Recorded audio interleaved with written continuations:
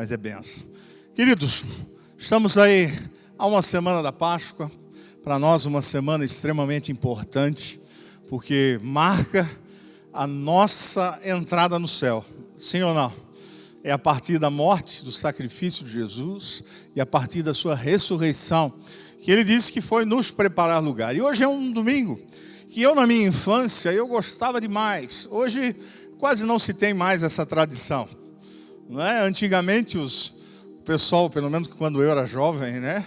Lembra que as ruas ficavam enfeitadas, né? Faziam aqueles tapetes nas ruas, havia as procissões, havia um tempo onde se comemorava e se lembrava do Domingo de Ramos. Isso foi se perdendo, hoje se perdeu, né? De uma forma aí quase completa. E eu queria hoje falar um pouquinho do Domingo de Ramos. Você ganhou na entrada aí um papelzinho, né? Ganhou uma lembrancinha. No final eu quero dizer porquê dela. Mas a nossa história se inicia, e eu quero que os irmãos me auxiliem ali, põe lá em Lucas 19, 28 a 40. Antes que eu me esqueça, a Mara mandou um abraço para todos vocês. Vocês estão orando por mim, né, irmãos? Então continua. Em nome de Jesus. Hoje já fazem 14 dias. Tem mais uma semana ainda. Ela chega no domingo que vem, se tudo correr bem. Mas Lucas 19, 28 a 40, ele diz assim: e dito isto, prosseguia Jesus, subindo para Jerusalém. Ora, aconteceu que, ao aproximar-se de Betfagé e de Betânia, junto ao Monte das Oliveiras, enviou 2 de seus discípulos, dizendo-lhes: ide à aldeia fronteira, e ali, ao entrardes, acharei preso um jumentinho que jamais homem algum montou. Soltai-o e trazei-o. Se alguém vos perguntar por que o soltais, respondereis: assim, porque o Senhor precisa dele. E indo os que foram mandados, acharam segundo lhes dissera Jesus. Quando eles estavam soltando o jumentinho, seus donos lhes disseram: por que o soltais? Responderam: porque o Senhor precisa dele. Então o trouxeram e, pondo as suas vestes sobre ele, ajudaram Jesus a montar. Indo ele, estendiam no caminho as suas vestes. E quando se aproximava da descida do Monte das Oliveiras, toda a multidão dos discípulos passou jubilosa a louvar a Deus em alta voz por todos os milagres que tinham visto, dizendo: bendito é o Rei que vem em nome do Senhor, paz no céu, glória nas maiores alturas. Ora, alguns dos fariseus lhe disseram em meio à multidão: mestre, repreende os teus discípulos. Mas ele lhes respondeu: asseguro-vos que se eles se calarem, as próprias pedras clamarão. Até aqui, irmãos. Isto aconteceu num domingo, há alguns 1000 anos atrás, pelo menos, sei lá, 2000, talvez um pouco menos. O momento onde Jesus está vindo agora para a cidade de Jerusalém, e ele é aclamado. E há ali uma multidão, há ali um povo que coloca suas vestes para que Jesus entre na cidade. Esse texto aqui não fala de Lucas, né? Mas os outros textos falam que as pessoas tiravam os ramos e iam colocando na frente de Jesus para Jesus passar. Louvavam a ele, bendiziam a ele, o aclamavam como rei, porque era isso que eles estavam esperando. Um rei que viria destronar o governo daquela época, e ele seria esse governo. Rei porque veio montado num jumento onde nunca tinha sido montado ninguém. Foram lhe dados capas e vestes, foi aclamado, e toda a multidão feliz. Todo mundo na expectativa: o que é que vai acontecer? Eu imagino que deve ter sido assim um tumulto na cidade naquele momento. Porque todas as pessoas começaram a gritar, e esse texto também não fala, né? Mas os outros textos: Hosana, Hosana, bendito o que vem em nome do Senhor. E o receberam com grande alegria. E disseram: este é o nosso Rei, o nosso Senhor. Eu não sei quantas vezes na minha vida em momentos que eu passei com essa alegria no coração, recebendo a Jesus como o meu Rei. Nos momentos de alegria, onde eu pude ver a mão do Senhor sendo derramada, sendo ministrada, milagres sendo trazidos, e eu o aclamei como um Rei. O grande problema dessa história é que ela não para por aí. O grande problema dessa história é que ela continua. E ela vai agora para um momento, e aí os irmãos podem me ajudar lá em Lucas 23. Eu fiz questão de deixar só em Lucas para facilitar. Do 18 ao 25. Lucas 23.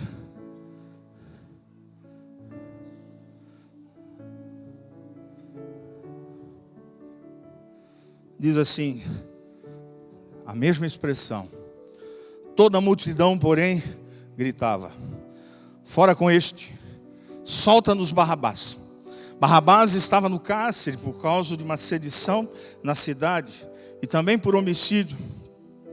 Desejando Pilatos soltar a Jesus, insistiu ainda. Eles, porém, mais gritavam: crucifica-o, crucifica-o. Então, pela terceira vez, lhes perguntou: que mal fez este? De fato, nada achei contra ele para condená-lo à morte.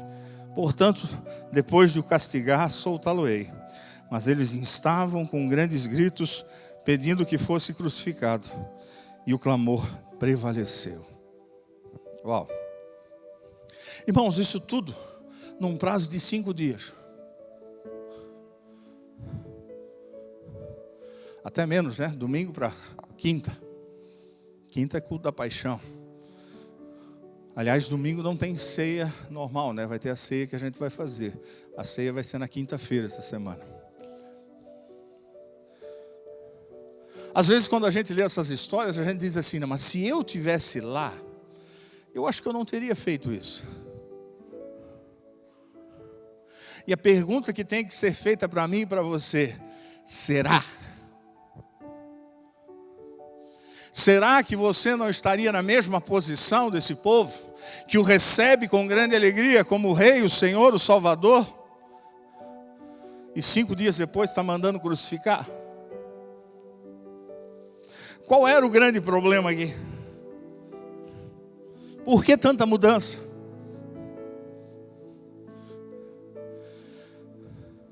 A história vai mostrar que eles esperavam Jesus, como eu falei no início, que viesse com um poder de governo. E eu estou falando governo político. Porque na história de Israel, sempre veio esse sentimento que o Senhor levantaria um dia um homem que seria como Davi. E que seria como Davi, e este Davi então viria para restaurar todas as coisas. E era isso que esse povo esperava.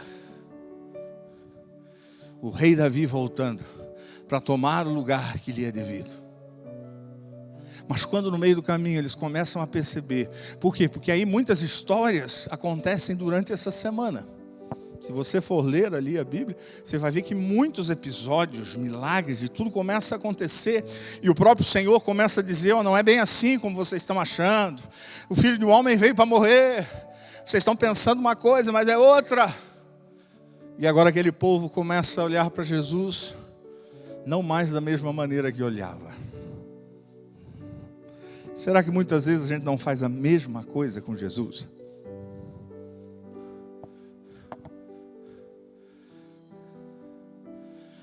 Será que muitas vezes a gente não coloca Jesus numa situação de ser aquele que realiza aquilo que eu preciso? E eu me esqueço que Ele é simplesmente o meu Senhor e o meu Salvador? Será que constantemente eu não me decepciono quando eu estou aguardando do Senhor uma cura e ela não se manifesta? Lógico que eu não vou mandar crucificar Jesus, mas como é que fica o meu coração diante daquele rei que eu louvo, adoro, bendigo, mas agora não fez aquilo que eu esperava? Porque o sentimento desse povo é isso: Jesus não fez aquilo que eles esperavam. E esse é o nosso grande problema. Como é que a gente se posiciona diante de Jesus quando Ele não faz aquilo que a gente espera? E na igreja de Jesus, eu não falo só nossa, né? Isso é o mais normal. A gente sempre vai vendo as pessoas vendo Jesus como médico, sim ou não? Jesus como banqueiro, Jesus como um psicanalista que vai resolver os problemas do meu casamento, Jesus aquele que vai ser o meu advogado das minhas causas perdidas, Jesus aquele que pode transformar a minha realidade. Aquele povo aguardava um Jesus político, de um governo político. E no momento que Jesus não cumpre esse processo, eles agora mandam crucificar. Como eu disse, lógico que nós não vamos fazer isso. Mas como é que eu lido com isso dentro do meu coração? Semana passada o pastor Luiz ainda ministrou aqui uma palavra falando da bondade de Deus. E ele, algumas vezes ele disse isso e enfatizou isso. Que a gente não anda com o Senhor por aquilo que Ele faz. A gente anda com Ele porque Ele é meu Deus. Eu já disse essa expressão aqui, eu gosto muito dela, do Lutero. Que ele diz assim, se um dia Deus aparecesse para mim, Jesus aparecesse para mim e dissesse assim, Lutero, eu decidi te condenar ao inferno. Você vai para o inferno. Você não vai ser salvo. Lutero responde o quê? Ainda assim, eu iria continuar servindo e adorando a Ele, porque Ele é Deus. Será que a gente não anda com Deus por interesse? Como aquele povo, de quase 2.000 anos atrás. O interesse deles era ser liberto daquela opressão que o governo de Roma fazia. Eles não aguentavam mais a opressão do governo. E Jesus decide não fazer aquilo que eles querem. Será que eu e você não servimos a Deus por causa do interesse da salvação?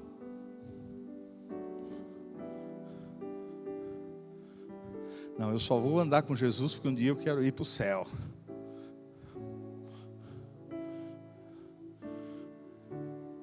Eu nunca ia gostar de estar numa situação dessa, do Lutero.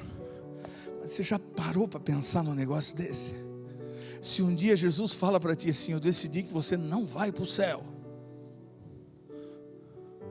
o que você faria? Quantas vezes andamos com o Senhor por interesse como esse povo no domingo de Ramos? Havia um interesse grande por trás. Havia algo que eles queriam que Jesus viesse e resolvesse o problema deles. Mas Jesus decidiu ir por outro caminho. Qual é a sensação do teu coração quando Jesus decide ir por outro caminho na tua vida?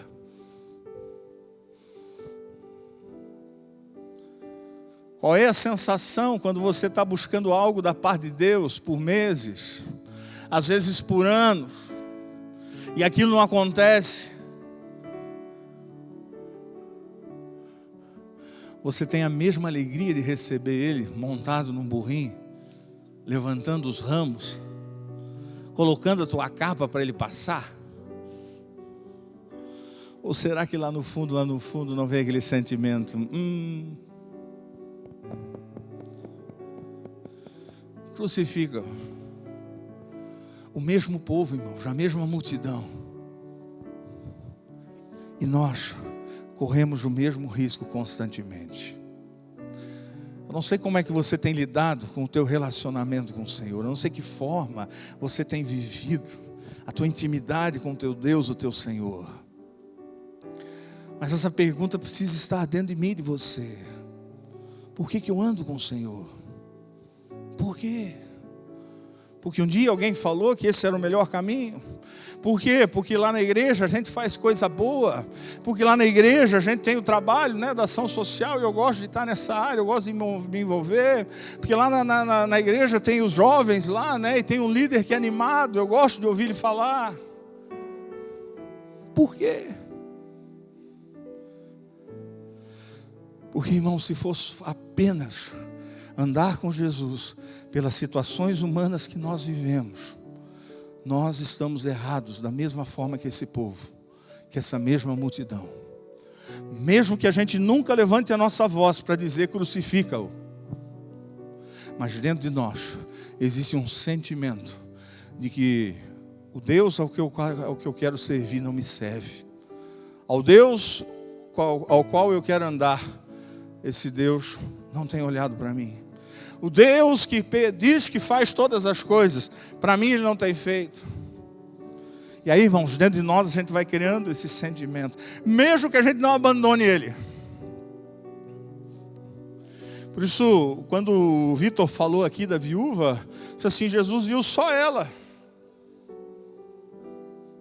E às vezes, irmãos, eu e você estamos andando no meio de uma multidão e Jesus tem enxergado um ou dois só. Porque o nosso coração ainda está na expectativa daquele Jesus que pode ser o meu médico, que pode ser o meu banqueiro, que pode ser o meu psicólogo, seja o que for. Eu ainda tenho essa expectativa. Eu queria que nesse domingo de Ramos, eu e você perdêssemos essa expectativa. Por isso eu fiz questão de pessoal, vou pedir para o pessoal da secretaria fazer esse cartãozinho para você. A maioria não tem Bíblia hoje, né? Para você botar dentro da Bíblia. Mas põe na tua geladeira, deixa lá. Quando você lembrar do domingo de Ramos, você tenha coragem de dizer para o Senhor, Senhor, eu não estou andando contigo por aquilo que o Senhor pode fazer por mim. Nós vamos orar por isso hoje. Mas eu ando contigo porque tu és Deus. E é só por isso. E a minha vida está nas tuas mãos, independente do que o Senhor faça ou deixe de fazer. Independente do que eu vou viver contigo ou não vou viver contigo. Mas eu permaneço contigo. Quando Jesus percebe isso, lá em Lucas novamente, 19, do 41 ao 44, quando ele está entrando na cidade, olha a reação de Jesus. Lucas 19, 41 a 44. Lembra? Nós lemos ali atrás até o 40. Quando ele estava entrando aqui, ele está entrando na cidade com o jumentinho. E diz assim, quando ia chegando, vendo a cidade, chorou. E dizia, se conheceres por ti mesma, ainda hoje, o que é devido à paz, mas isso está agora oculto aos teus olhos. Pois sobre ti virão dias em que os teus inimigos te cercarão de trincheiras, e por todos os lados te apertarão o cerco, e te arrasarão, e aos teus filhos dentro de ti não deixarão em ti pedra sobre pedra, porque não reconheceste a oportunidade da visitação. Jesus agora vendo tudo aquilo que as pessoas estão fazendo, ele sabia que aqueles mesmos que agora estavam exaltando a ele, iriam mandar crucificar. E ele agora diz assim, olho para você, cidade, Jerusalém. Eu olho para você, povo. E vocês não têm entendido a oportunidade da visitação. Vocês não estão entendendo o que eu vim fazer. Vocês não estão entendendo o que a partir de mim pode acontecer. Vocês não estão entendendo o que é viver comigo a partir da obra de Jesus, naquilo que Ele fez na minha vida, e ela a partir da minha vida será feita na tua vida. Vocês não estão entendendo.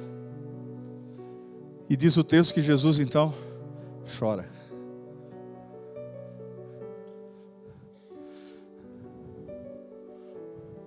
Agora a pergunta para nós às vezes é, no choro de Jesus,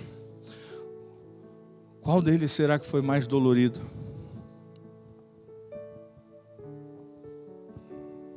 Porque na quinta-feira Jesus chora de novo. E diz que o temor era tão grande no coração de Jesus que ele chega a suar sangue. Porque ali ele tinha medo de enfrentar o que ele iria enfrentar, o medo da morte. Agora aqui Jesus já está chorando antes. E às vezes a gente deixa passar despercebido esses momentos. Que mesmo na nossa vida, quando a gente só olha para Jesus pensando que Ele é o nosso médico, o nosso seja o que for, Jesus novamente chora. E talvez para mim, para você, em algumas vezes ele podia chegar e dizer assim: Wagner, você ainda não entendeu a oportunidade da visitação, Wagner. Wagner, eu tenho te visitado dia a dia, Wagner, e você não está entendendo o que eu fiz e eu quero fazer por ti, Wagner. Wagner, a tua preocupação está em tantas coisas. E aí usando, parafraseando Maria e Marta, você está preocupado com tantas coisas, esqueceu do que é mais importante, Wagner. Você ainda não, ou você ainda está perdendo a oportunidade da visitação. Como eu disse, eu não tenho condição de ficar apontando o dedo, porque eu me incluo nessa situação. Já houve algumas situações na minha vida que eu dizia assim: meu Deus, meu Senhor, verdadeiramente nunca pensei em negar as costas para Ele, nunca. Mas que já houve momentos de desejo de chutar o balde, já houve. De largar e dizer assim: Senhor, isso não é para mim, isso não é para mim. E aí novamente Jesus, com um olhar amoroso, olha para mim e diz assim: Wagner, você não entendeu ainda. Igreja de Jesus, você não entendeu ainda. Wilson, você não entendeu ainda. Demar, você não entendeu ainda. Nito, você não entendeu ainda. O que Jesus veio fazer. Irmãos, nessa semana, não deixa a coisa passar assim de qualquer jeito. Lembre-se, é um tempo extremamente importante daquilo que Jesus fez. Não seja como esse povo que só se alegra com Jesus quando parece que Jesus vai cumprir os interesses do coração deles. Mas seja um povo que se alegra com Jesus por aquilo que Ele é. Por aquilo que Ele é. A palavra do Senhor diz que a obra de Jesus foi tão completa em todas as áreas, que ela, vamos dizer, ela nos, tem uma expressão que é usada ali no salmista, quando ela cativa o coração do homem. E ela leva o homem a ir de encontro ao amor de Jesus. Eu acho fantástico quando o salmista diz isso. Acho que ele está falando ali do Pai, que leva ao encontro de Deus. Mas eu e você, irmãos, às vezes a gente está tão preocupado com tantas coisas. Pastor, é errado? Não, lógico que não é, irmãos. A gente fala para os irmãos, você quer, venha na quinta-feira, a gente tem um tempo maior de oração, você está precisando de alguma coisa, vamos orar, vamos clamar. A palavra do Senhor nos ensina isso. Mas não é isso que move o nosso coração, é o contrário disso.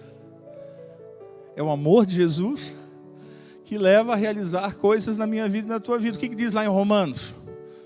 O pastor Luiz, se eu não me engano, citou esse texto aqui semana passada. O pessoal está na mídia lá? Eu não ia abrir mais, mas eu vou abrir mais um aí. Abre Romanos 8 ali. Deixa eu só achar aqui, eu acho que é o 30, o 31 ali, 32. Abre comigo Romanos 8 lá.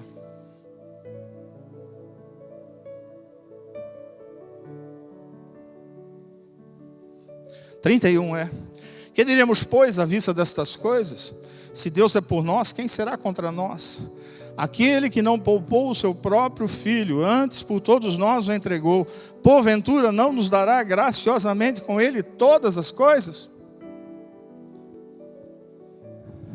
Se o Deus de amor não poupou o próprio filho, tudo o resto é resto. Tudo o resto é resto. Mas Ele quer dar, Ele quer fazer. Hoje é domingo de Ramos. Em torno de 2000 anos atrás, uma multidão recebeu Jesus com grande alegria. 5 dias depois, essa mesma multidão estava mandando crucificá-lo, porque não entenderam a oportunidade da visitação. Às vezes a gente falando na igreja assim, as pessoas dizem assim: não, isso comigo não é assim, não é assado. Irmãos, hoje já existe uma estatística dizendo que existe mais de 50% de crente desviado. 50%. Então dizem que a população evangélica hoje, em torno de 30%, 35%. Nós estamos a 270 mil, 250 mil, nem sei quantos habitantes tem no Brasil. Alguém ajuda aí, 250 que seja. 30% daria de 25 aí, ajuda aí, 75 milhões de crentes evangélicos. Desses 50% desviado. 30 milhões. Aí vai conversar com eles. Primeira frustração, líderes. Segunda frustração, Deus. Prometeram que Deus ia fazer isso e Deus não fez. Não estou excluindo a culpa dos homens. Os homens erram e falham. Mas em segundo lugar, a frustração daqueles que são desviados hoje é porque foram na expectativa de um Jesus médico, de um Jesus advogado, banqueiro, seja o que for. E Jesus não fez. Assim como Jesus não fez para aquele povo. E aí ele foi crucificado. O que você tem esperado de Jesus?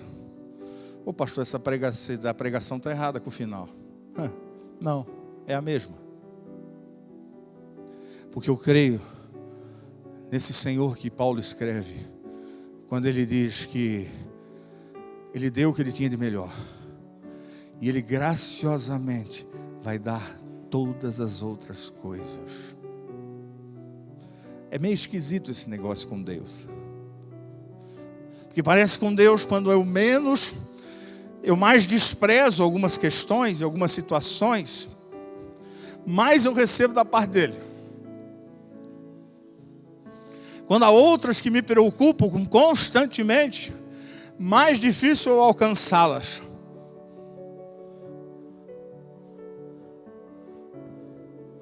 E aí a gente fica murmurando, reclamando.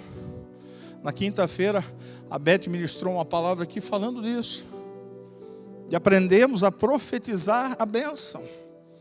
E não só ficar ou não dizendo da bênção, ou só ficar reclamando e murmurando. Quando nós, ao andarmos com o Senhor, nós não nos preocupamos com muitas coisas, e é isso que Jesus diz ali para Marta, tu andas preocupada com muitas coisas, as coisas vão sendo acrescentadas.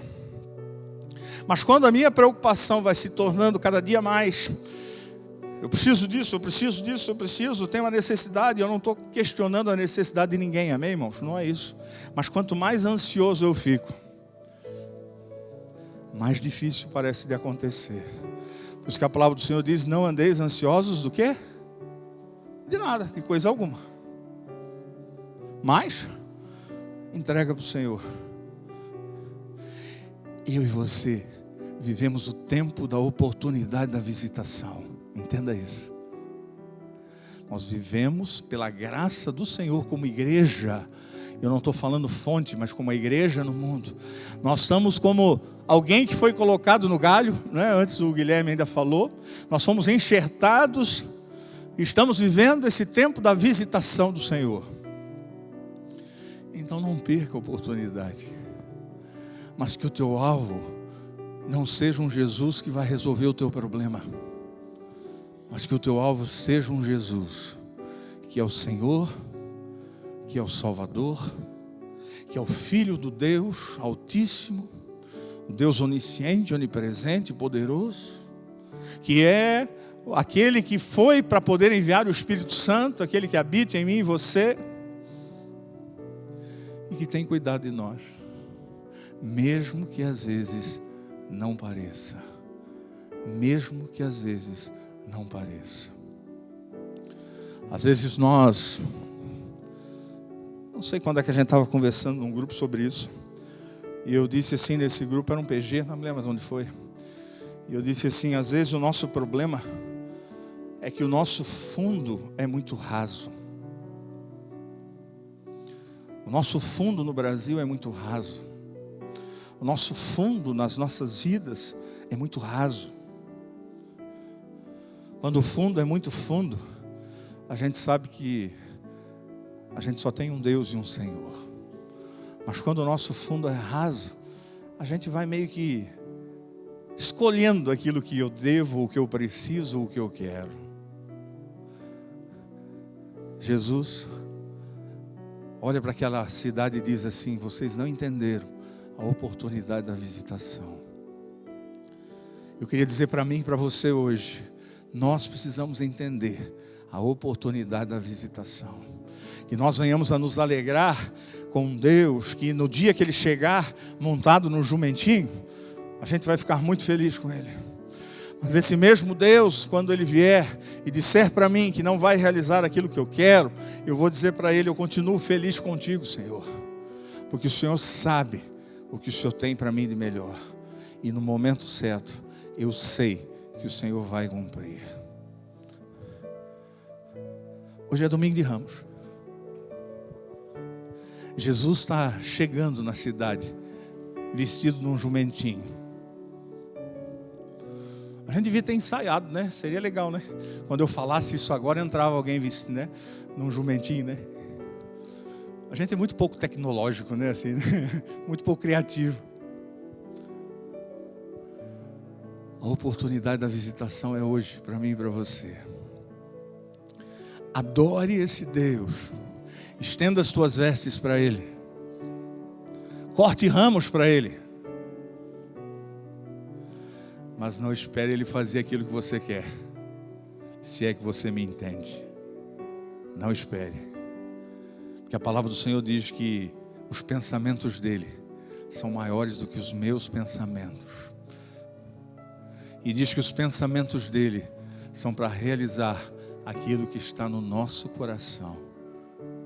Estranho isso, né? Estranho. Porque às vezes tem coisas que você está guardando na tua vida que não são para você. E não vão te fazer bem. Porque ainda você não está maduro para receber.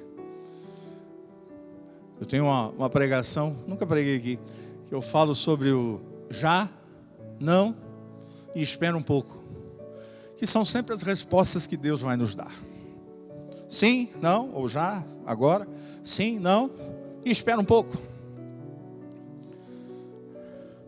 E um dos exemplos que eu dou é quando, né, para um pai, dizendo assim, se o teu filho de 5 anos vier pedir um canivete para você, você vai dizer o que para ele?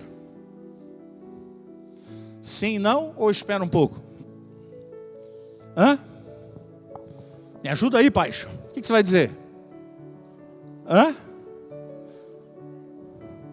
Não, espera um pouco. Quando você ficar mais velho, meu filho, eu vou te dar um canivete. Agora ainda não, você não tem condição de ter um canivete. Há coisas na minha vida e na tua vida, irmãos, no mundo espiritual e na vida dessa terra, que é a mesma coisa. A gente ainda é muito imaturo para receber da parte de Deus. Deus vai dizer, espera um pouco, aguarda, mas um dia você vai ter.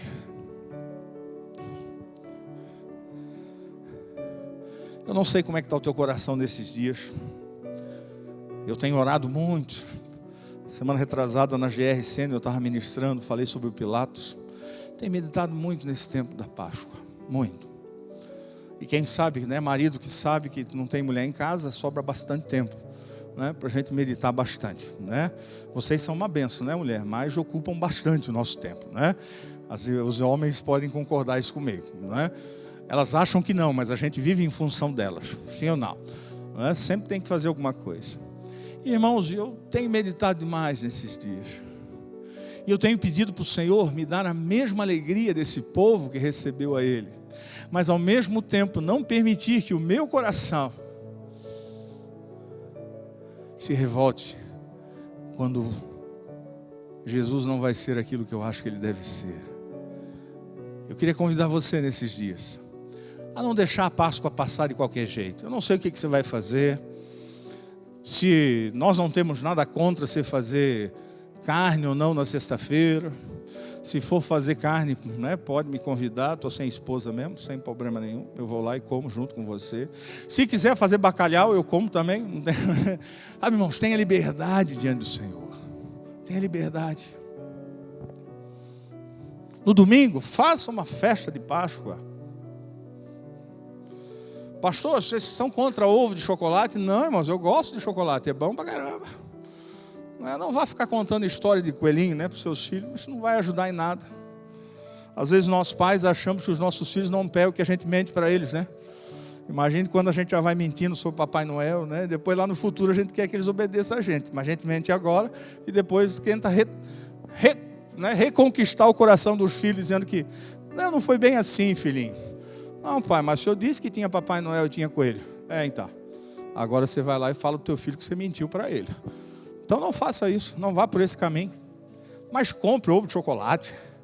Dê ovo de chocolate se alguém quer dar para ele.